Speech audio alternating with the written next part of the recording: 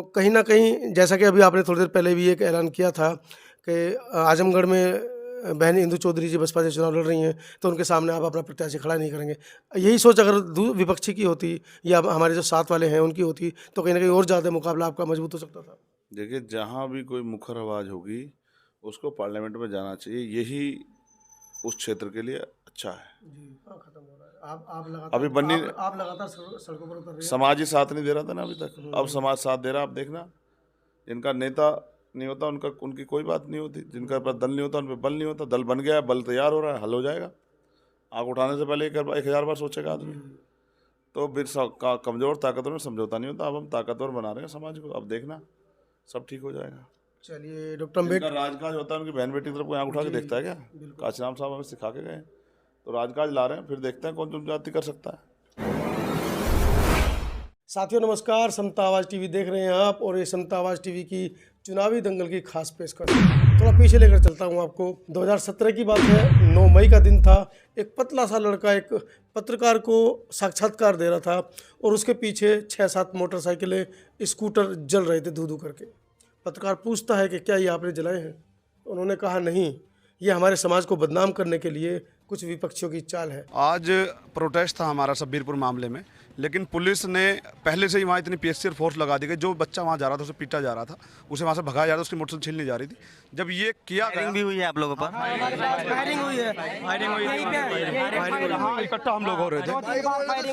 उसके बाद जब ये सब विवाद हुआ है तो हमारे लोग जो है छितर-बितर हो गए पूरे शहर में। और फिर कुछ भगवा पहरे हुए लोगों ने पुलिस के साथ हमारे लोगों के साथ मारपीट भी की, उन्हें गाली गलौज भी किया। उसके बाद ये आक्रोश फैला। लेकिन हम फिर भी अपने सभी लोगों से ये अपील करते हैं कि भाई लोकतंत्र के दायरे में आके संवैधानिक तौर पे अपने प्रोटेस्ट को करें। उन्हीं विपक्षियों को जवाब देने के लिए वो पतला सा लड़का आज विश्व में दलितों का नेता बनकर उभरा है। और मेरे साथ वही चंद्रशेखर आज़ाद बैठे हैं, जिनको हमने आपको पहले कई बार 2017 से के आंदोलन से पहले भी कई बार हमने आपको शूट किया है। और आपका वो डायलॉग बहुत फेमस हुआ था कि अगर मुझे मेरा बस चले तो मैं 1500 रुपये का कट्टा ना। फोन में भरोसा नहीं करता हूँ मैं। 3000 के फोन की जगह अपने भाइयों को 3000 का कट्टा देने की बात करता हूँ कि वो ले लो, ठीक है ना। जब अपनी जान पे बनाए तो सामने वाले को निपटा दो, और इसी में भलाई है। और जब मेरे भाई जिएंगे तभी तो आगे कुछ करेंगे। अब ये अगर बचेंगे ही नहीं तो कहाँ को करेंगे। अभी तो दूसरे लोग हमें गाजर मूली की तरह काट देते हैं। तो समता आवाज़ टीवी पर आपने कई लाख लोगों ने उसको सुना और वो प्रभावित हुए। अब भाई चुनाव लड़ रहे हैं और चुनावी दंगल नगीना में है। भाई कैसे देख रहे हैं? ऐसी सीट है, लोगों ने ये कहा था कि आपके सामने हम अपने लोगों को नहीं उतारेंगे, प्रत्याशियों को नहीं उतारेंगे, लेकिन उसके बावजूद 4-4 कैंडिडेट आपके विपक्ष में खड़े हैं। मेहनत थोड़ी सी बढ़ गई है जी। और फिर मैं समझता हूँ कि किसी को चीज़ आसानी से मिल जाए तो उसकी कदर ही नहीं जानता है। तो लोगों की कदर भी समझ रहे हैं और इस आंदोलन की अहमियत भी समझ रहे हैं। मेहनत कर रहे हैं, खूब मेहनत करते हैं, फील्ड में जाते हैं, लोगों को समझाते हैं, तैयार करते हैं, लोगों का विश्वास पैदा करते हैं, उनसे चुनाव लड़ने के लिए पैसा भी लेके आते हैं और मजबूती से चुनाव लड़ रहे हैं। तो मैं 8 या 9 महीने पहले यहाँ पर आया था, तो उस समय नगीना में पूरे में आज़ाद समाज पार्टी के पोस्टर बैनर गली गली में लगे हुए थे, खंबों तक पे लगे हुए थे। ग्राउंड रिपोर्टिंग की तो कहीं से ऐसी आवाज़ नहीं आई कि हम इस नाम को नहीं जानते हैं या ये चेहरा हमारे लिए अनजान है। तो ऐसे में वोट कन्वर्सेशन का क्या आप आंकड़ा समझ रहे हैं कि वोट कन्वर्ट, क्योंकि लोग तो कह रहे हैं लेकिन कहीं ना कहीं बीच में खंजर मारने का काम भी यही लोग करते हैं। देखो ऐसा है, मैं आपको स्पष्ट कर दूं, वोट तो बिखरा हुआ है, उसको संगठित करना पड़ता है और संगठित करना हमें काशीराम साहब सिखा गए हैं। इस देश में राजनीति में अगर बूथ का कोई कॉन्सेप्ट लाया जी तो वो माननीय काशीराम साहब, सेक्टर कोई कॉन्सेप्ट लाया तो माननीय काशीराम साहब लाए। हमने बूथ भी बनाए, सेक्टर बनाए और एक बूथ पे 32-34 लोग बनाए।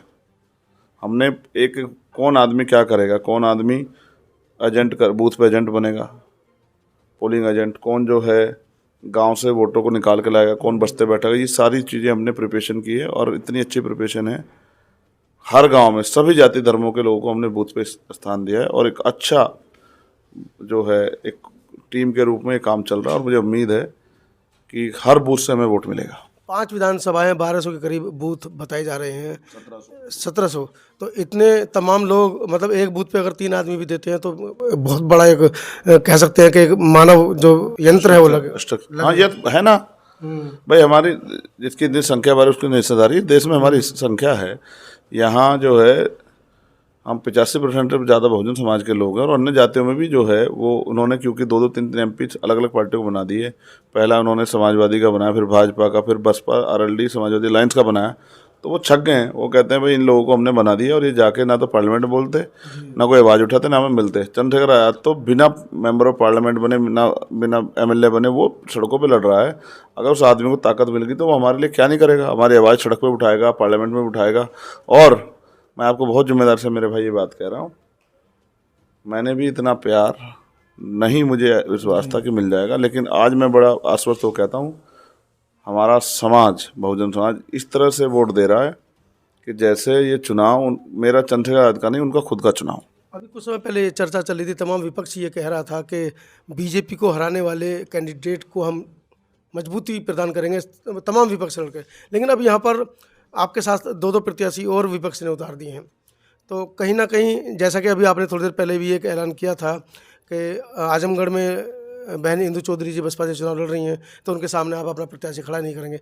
यही सोच अगर विपक्षी की होती या हमारे जो साथ वाले हैं उनकी होती, तो कहीं ना कहीं और ज़्यादा मुकाबला आपका मजबूत हो सकता था।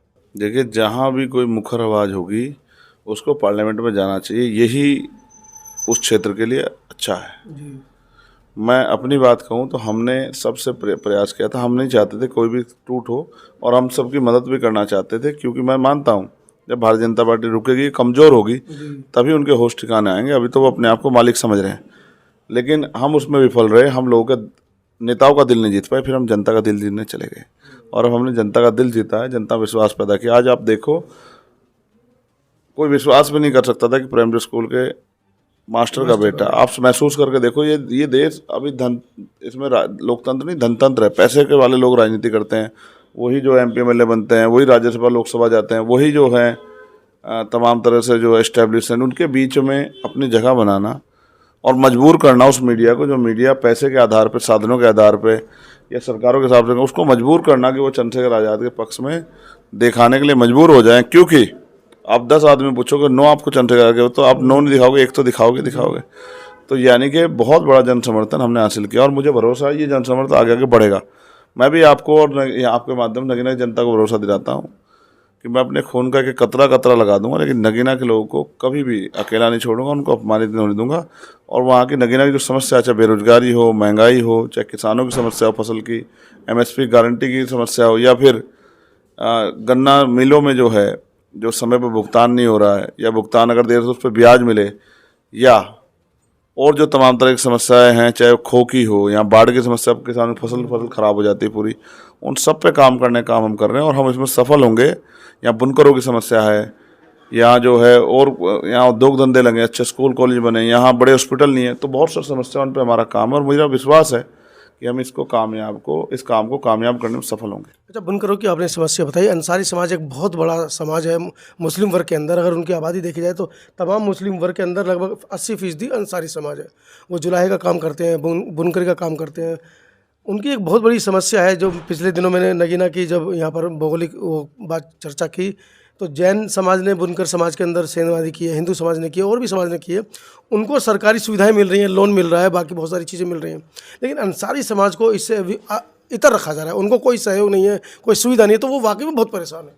देखिए, पहली क्या उनके लिए कुछ विशेष रणनीति आप लोगों ने तैयार की है? उनका काम जुल्हाई का काम नहीं है, उनको जुल्हा कहते हैं जाति के आधार पर। हाँ, जबकि उनका काम है कपड़ों का और छोटे मोटे रोजगार। हाँ, और भी बहुत सारे रोजगार हैं उनके पास जिसको वो करते हैं। ये पूरी जाति जो है वो, मैं तो कह रहा हूँ, अगर मुसलमान हाथ का दस्तकार नहीं होता तो इस देश में उसके साथ उसको क्या करना पड़ता, ये सब हमारे सामने। मैं आपसे ये कह रहा हूँ, उनकी समस्याओं के लिए तो हम लड़ेंगे, लेकिन ये जो आर्थिक गैर बराबरी है कि एक आदमी बहुत अमीर है, एक आदमी बहुत गरीब, उसको हाशिए पे पड़े आदमी को ऊपर कैसे उठाओगे?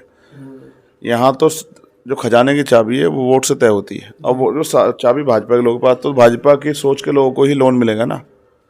अम्बेडकर साहब की सोच के लोगों को थोड़ा लोन मिलेगा, या फूले साहू की सोच के लोगों को थोड़ा मिलेगा, या फिर अब्दुल कलाम साहब की सोच के लोगों को थोड़ा, कयूम अंसारी साहब की सोच के लोगों को थोड़ा मिलेगा लोन। तो लोन तो उनको मिलेगा, इसको सरकार चाहेगी, इसको बैंक चाहेंगे। बैंक किन के लिए काम कर रहे हैं? सरकार किन की है? भारतीय जनता पार्टी। तो फिर आप उम्मीद क्यों कर रहे हैं? मानसिकता पर चोट मारनी पड़ेगी। जब प्रधानमंत्री कहते हैं कपड़ों से पता लग जाता, तो हमें समझ लेना चाहिए। मेरा ये मानना है परिवर्तन होगा, इस विचार की भी सरकार आएगी जो सबको साथ लेके चलेगी। उसी के लिए हम लोग काम कर रहे हैं कि वो विचार की सरकार बनाने के लिए पहली सीढ़ी जो है हम यहाँ नगीना में चढ़े। चलिए एक आखिरी सवाल है, एक समय था 2014-15 का जब भीम आर्मी पाठशाला चलती थी, उस समय आप लोगों के बहुत से फोटो और वीडियो हम लोगों ने भी काम किया था आप लोगों के साथ में, खड़िया चौक स्लेट मांग मांग कर गाँव से लाया करते थे उस समय का चंद्रशेखर, और आज समाज आकर पैसे दे रहा है कि आप लड़िए हम आपके साथ हैं। क्या स्थिति, मतलब कैसे परिवर्तन देखिए, हुआ है? पाठशाला अभी भी चलती है जी, लेकिन मैं समझता हूँ पाठशाला बंद कराने का बहुत बड़ा षड्यंत्र सरकार के लोगों ने किया।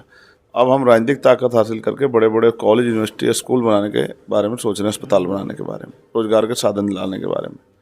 और रही बात, उस समय भी मैं समाज के लिए समाज से ही मदद लेता था और आज भी मैं समाज की लड़ाई लड़ रहा हूँ, अपनी लड़ाई नहीं लड़ रहा हूँ, समाज के मनोबल को आगे बढ़ाने की।